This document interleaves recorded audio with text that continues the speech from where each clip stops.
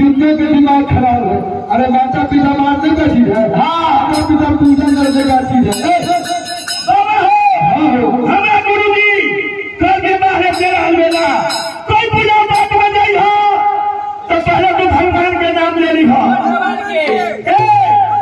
फिर भगवान के फिर महादेव ना हर हर महादेव भोला माई की भोला माई ना भोला बाबा भैया पार्वती बाबा की पार्वती बाबा भैया ना पार्वती माई भैया भोला बाबा कहेगा नहीं जाया घर पे आने बना कोई का तुम्हारा मुझे से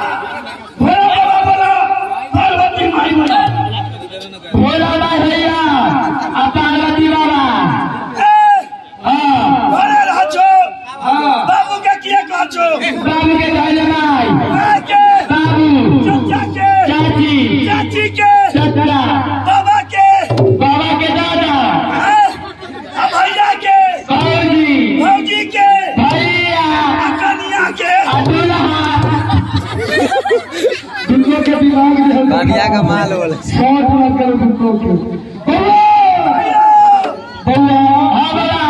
रामचंद्र जी कहे थे मनुष्य का प्राण जाता माता पिता होता है। माता पिता जो है वो स्वयं पूजनीय है। हाँ बाबा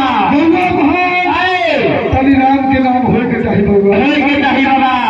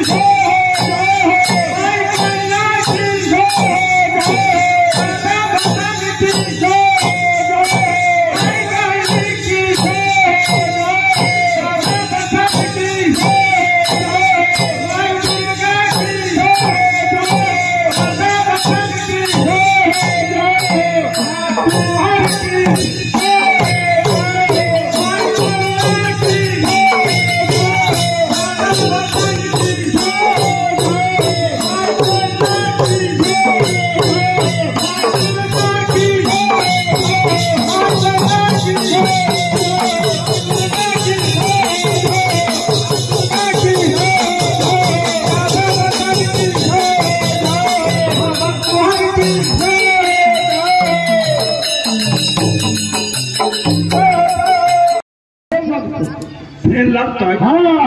भाई प्रेमी इधर बात हो प्रति खाई छो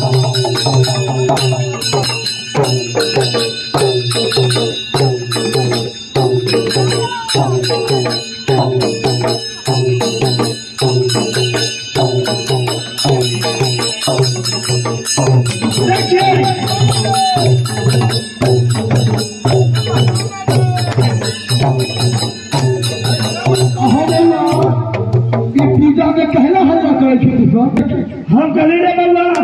हमारे पूजा में गाय चला में न जाइए गाय चला में न जाइए ताकि छोड़ा के मैं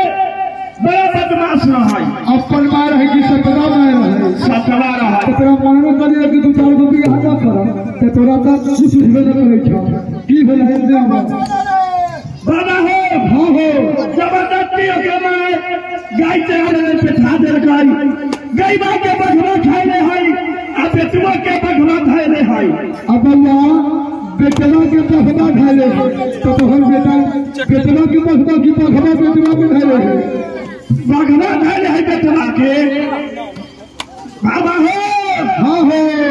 हमारा बेटा बड़ा अच्छा है तोहर बेटा बढ़िया है कौन तेरा बेटा के नाम कहै छै हमारा बेटवा बोलै छै त मन करै छै के बेटा के करे लगती तनी बेटा के बोल सुनियो बेटा रे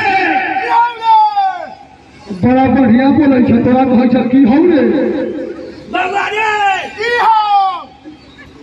बाबा बहुत बढ़िया बोले छ बोले सुनो छ एहे बेटा बोतला गुमान रह जहां कहां गुमान बतला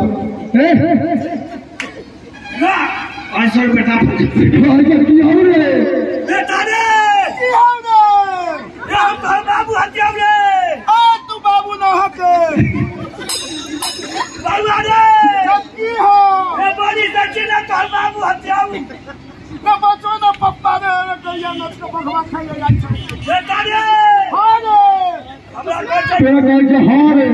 बोल सुनी हां की भेलौ रे भगवान ने खा ले जाई छ कल्ला गेली रे चला आबा कर जाई न कथि के भगवा के अरे जब बाघ के चरावे गेले तब बाघ कैसे खा ले कैसे खा ले भैया अगर तेरा बेटा के हम बचा देबो तो तू कथी देबो बाबा हाँ हो लगले पूजा कर देबो बिना हाथ गोड़ धोले पूजा करे लोग गंगा नहा के पूजा करे बिना हाथ गोड़ धोले पूजा करते बउआ चलो तो बेटा के छोड़ा दिया चलो बाबा चलो